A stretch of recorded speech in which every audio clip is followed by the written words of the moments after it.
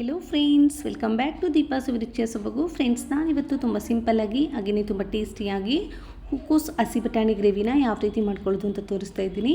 ಇದನ್ನು ನೀವು ದೋಸೆ, ಪೂರಿ, ಚಪಾತಿ ಹಾಗೆ ವೈಟ್ ರೈಸ್ ಜೊತೆ ಕೂಡ ಮಾಡ್ಕೋಬೋದು. ಟೇಸ್ಟ್ ಮಾತ್ರ ಅದ್ಭುತವಾಗಿರುತ್ತೆ. ಹೇಗೆ ಮಾಡೋದು ಅಂತ ನೋಡೋಣ. ಅದಕ್ಕೂ ಮುಂಚೆ ನೀವೇನಾದರೂ ನಮ್ಮ ಚಾನಲ್ ಫಸ್ಟ್ ಟೈಮ್ ನೋಡ್ತಾ ಇದ್ದೀರಾ ಅಂದರೆ ಪ್ಲೀಸ್ ಸಬ್ಸ್ಕ್ರೈಬ್ ಮಾಡ್ಕೊಳ್ಳಿ. ಹಾಗೆ ಪಕ್ಕದಲ್ಲಿರುವಂಥ ಬೆಲ್ ಐಕನ್ ಕೂಡ ಕ್ಲಿಕ್ ಮಾಡಿ. ಬನ್ನಿ ಯಾವ ರೀತಿ ಮಾಡೋದು ಅಂತ ನೋಡೋಣ. ಮೊದಲಿಗೆ ನಾನು ನೀರನ್ನು ಕಾಯೋದಕ್ಕೆ ಇಟ್ಕೊಂಡಿದ್ದೀನಿ, ಹೂಕೋಸನ್ನು ಕ್ಲೀನ್ ಮಾಡ್ಕೊಳ್ಳೋದಕ್ಕೆ. ನಾನಿಲ್ಲಿ ಒಂದು ದಪ್ಪ ಹೂಕೋಸನ್ನು ತೊಗೊಂಡು ಈ ರೀತಿ ನೀಟಾಗಿ ಬಿಡಿಸ್ಕೊಂಡು ಚಿಕ್ಕದಾಗಿ ಕಟ್ ಮಾಡಿ ಹಾಕ್ಕೊಳ್ತಾ ಇದ್ದೀನಿ. ನಿಮಗೆ ಯಾವ ಸೈಜಲ್ಲಿ ಬೇಕೋ ಆ ಸೈಜಲ್ಲಿ ಕಟ್ ಮಾಡಿ ಹಾಕ್ಕೊಳ್ಳಿ.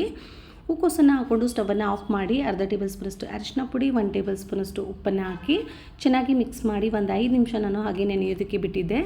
5 ನಿಮಿಷ ಆಗಿದ ನಂತರ ಇದನ್ನು ಸಪ್ರೇಟಾಗಿ ಒಂದು ಬೌಲ್ಗೆ ಎತ್ಕೊತಾ ಇದ್ದೀನಿ. ಇದನ್ನು ಚೆನ್ನಾಗಿ 1-2 ಸಲ ಚೆನ್ನಾಗಿರೋಂಥ ನೀರಲ್ಲಿ ತೊಳೆದ್ಬಿಟ್ಟು ಪಕ್ಕಕ್ಕೆ ಇಟ್ಕೊಂಡು ಸ್ಟವನ್ನು ಆನ್ ಮಾಡಿ ಒಂದು ಪ್ಯಾನ್ ಬಿಸಿ ಇಟ್ಕೊಂಡಿದ್ದೀನಿ. ಪ್ಯಾನ್ ಬಿಸಿ ಆದಮೇಲೆ 4 ಟೇಬಲ್ ಸ್ಪೂನಷ್ಟು ಕುಕ್ಕಿಂಗ್ ಆಯಿಲ್ ಹಾಕ್ಕೊಂಡು ಆಯಿಲ್ ಸ್ವಲ್ಪ ಬಿಸಿ ಆದಮೇಲೆ ಒಂದು ಪಲಾವ್ ಎಲೆ, 2 ಚಕ್ಕೆ ಪೀಸಸ್ಸು, 1 ಏಲಕ್ಕಿ ಹಾಗೆ 2 ದಪ್ಪ ಈರುಳ್ಳಿನ ಚಿಕ್ಕದಾಗಿ ಕಟ್ ಮಾಡಿ ಹಾಕ್ಕೊಂಡಿದ್ದೀನಿ. ಮತ್ತು 2 ಹಸಿಮೆಣ್ಸಿನ್ಕಾಯಿನ ಕಟ್ ಮಾಡ್ಕೊಳ್ದೇ ಹಾಕ್ಕೊಂಡು ಈರುಳ್ಳಿ ಸಾಫ್ಟ್ ಆಗೋವರೆಗೂ ಚೆನ್ನಾಗಿ ರೀತಿ ಫ್ರೈ ಮಾಡ್ಕೋಬೇಕು. ಈರುಳ್ಳಿ ಸಾಫ್ಟ್ ಆಗಿದ ನಂತರ ನಾನು ಇದಕ್ಕೆ ಅರ್ಧ ಕಪ್ ಆಗುವಷ್ಟು ಹಸಿ ಬಟಾಣಿ ಹಾಕ್ಕೊಳ್ತಾ ಇದ್ದೀನಿ. ಹಸಿ ಬಟಾಣಿ ಇದ್ದರೆ ಹಾಕ್ಕೊಳ್ಳಿ, ಇಲ್ಲಾಂದರೆ ಹಾಗೆ ಕೂಡ ಮಾಡ್ಕೊಳ್ಬೋದು.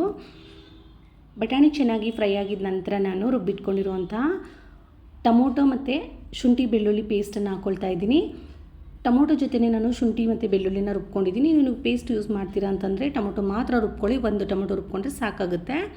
ಹಾಗೆಯೇ 1/4 ಟೇಬಲ್ ಸ್ಪೂನಷ್ಟು ಅರಿಶಿನ ಪುಡಿ, ರುಚಿಗೆ ತಕ್ಕಷ್ಟು ಉಪ್ಪು, 1 ಟೇಬಲ್ ಸ್ಪೂನಷ್ಟು ಚಿಲ್ಲಿ ಪೌಡರ್, ಅರ್ಧ ಟೇಬಲ್ ಸ್ಪೂನಷ್ಟು ಧನಿಯಾ ಪುಡಿ, ಅರ್ಧ ಟೇಬಲ್ ಸ್ಪೂನ್ ಗರಂ ಮಸಾಲ ಹಾಕ್ಕೊಂಡು ಚೆನ್ನಾಗಿ ಫ್ರೈ ಮಾಡ್ಕೋಬೇಕು. ಮಸಾಲೆ ಎಲ್ಲ ಹಸಿ ವಾಸನೆ ಹೋಗಿ ಎಣ್ಣೆ ಬಿಡಬೇಕು. ಸೊ ಅಲ್ಲಿವರೆಗೂ ಫ್ರೈ ಮಾಡಿಕೊಂಡು ಕ್ಲೀನ್ ಮಾಡಿ ಇಟ್ಕೊಂಡಿರುವಂತಹ ಹೂಕೋಸನ್ನು ಹಾಕ್ಕೊಳ್ತಾ ಇದ್ದೀನಿ. ಹೂಕೋಸನ್ನು ಹಾಕ್ಕೊಂಡು ಚೆನ್ನಾಗಿ ಈ ರೀತಿ ಮಿಕ್ಸ್ ಮಾಡ್ಕೋಬೇಕು. ಈ ಮಸಾಲೆ ಎಲ್ಲ ಹೂಕೋಸು ಜೊತೆ ಚೆನ್ನಾಗಿ ಬೆರಿಬೇಕು. ಸೊ ಆ ರೀತಿ ನೀಟಾಗಿ ಮಿಕ್ಸ್ ಮಾಡಿ 1 ನಿಮಿಷ ಇದನ್ನು ಚೆನ್ನಾಗಿ ರೀತಿ ಫ್ರೈ ಮಾಡಿಕೊಂಡು 1 ಗ್ಲಾಸ್ ಆಗುವಷ್ಟು ನೀರನ್ನು ಹಾಕ್ಕೊಳ್ತಾ ಇದ್ದೀನಿ. ನಿಮಗೆ ಎಷ್ಟು ತಿಕ್ಕಾಗಿ ಗ್ರೇವಿ ಬೇಕು ನೋಡಿಕೊಂಡು ನೀರನ್ನು ಸೇರಿಸ್ಕೊಳ್ಳಿ. ಇವಾಗ ಒಂದು ಸಲ ಈ ಥರ ನೀಟಾಗಿ ಮಿಕ್ಸ್ ಮಾಡ್ಕೋಬೇಕು. ಈ ಥರ ಚೆನ್ನಾಗಿ ಮಿಕ್ಸ್ ಮಾಡಿ ಲಿಡ್ಡನ್ನು ಕ್ಲೋಸ್ ಮಾಡಿ 1-2 ನಿಮಿಷ ನಾನು ಫ್ರೈ ಆಗೋದಕ್ಕೆ ಬಿಡ್ತಾಯಿದ್ದೀನಿ. ನೋಡಿ 2 ನಿಮಿಷ ಆಗಿದೆ. ಇವಾಗ ಒಂದು ಸಲ ಈ ಥರ ಚೆನ್ನಾಗಿ ಮಿಕ್ಸ್ ಮಾಡಿಕೊಂಡು ಉಪ್ಪು ಖಾರ ಏನಾದ್ರು ಕಡಿಮೆ ಆಗಿದ್ದರೆ ಈ ಟೈಮಲ್ಲಿ ಅಡ್ಜಸ್ಟ್ ಮಾಡ್ಕೊಳ್ಬೋದು. ಉಪ್ಪು ಕಡಿಮೆ ಆಗಿತ್ತು, ಸೊ ಹಾಗಾಗಿ ನಾನು ಸ್ವಲ್ಪ ಉಪ್ಪನ್ನು ಸೇರಿಸ್ಕೊಳ್ತಾ ಇದ್ದೀನಿ. ಉಪ್ಪನ್ನು ಸೇರಿಸಿ ಒಂದು ಸಲ ಈ ಥರ ನೀಟಾಗಿ ಮಿಕ್ಸ್ ಮಾಡ್ಕೋಬೇಕು. ಈ ರೀತಿ ಚೆನ್ನಾಗಿ ಮಿಕ್ಸ್ ಮಾಡಿ ಲಿಡ್ಡನ್ನು ಕ್ಲೋಸ್ ಮಾಡಿ 5 ನಿಮಿಷ ನಾನು ಫ್ರೈ ಆಗೋದಕ್ಕೆ ಬಿಡ್ತಾಯಿದ್ದೀನಿ. ನೋಡಿ, ಒಂದು 5 ನಿಮಿಷ ಆಗಿದೆ.